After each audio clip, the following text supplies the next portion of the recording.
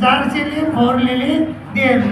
ताई सांगा तू म्हणजे काय? तू भातात तुपा भाताच्या घासाचा दृष्टांत. शे म्हणजे काय? शेवळ्या खडकाचा शेवळा.